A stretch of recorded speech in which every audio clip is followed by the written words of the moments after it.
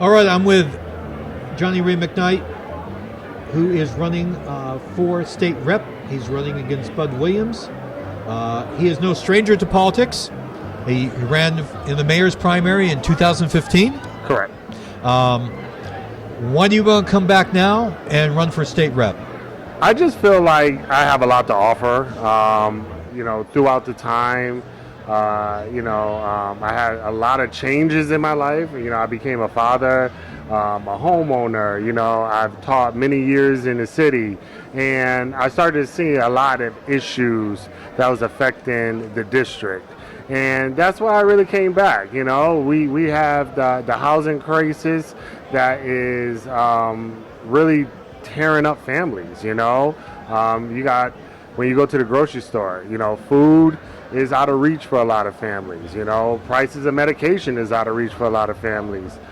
These things need to be addressed, and I thought I was the right person to address it because, currently our state representative, he hasn't been addressing these things, Well, not to get partisan, but I'm going to. He just dropped out of an opportunity to do a forum tonight, and Focus Springfield had offered a debate opportunity to both of you, and he wasn't able to do that.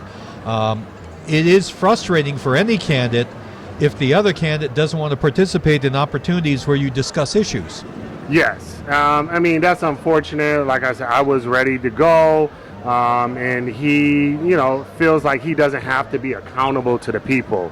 And I think that's the real big problem, right? You have about 165 murders since he's been in office throughout the city, mainly in that district, and 31 murders last year.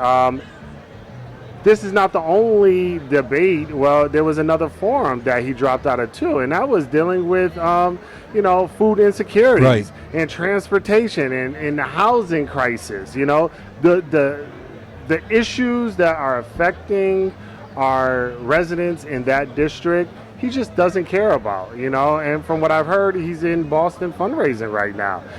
So that leads to my other point, is that the guy has over $200,000 in his campaign account, all from special interests. All from, you have to think about it.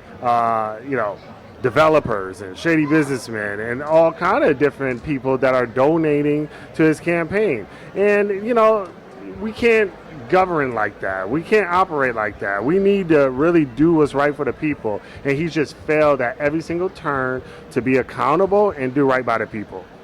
So when you're out campaigning, what are people telling you as their principal concerns that they'd want a state rep to address? I would say violence. Violence is that, in that district is really something that is prevalent and affecting their quality of life.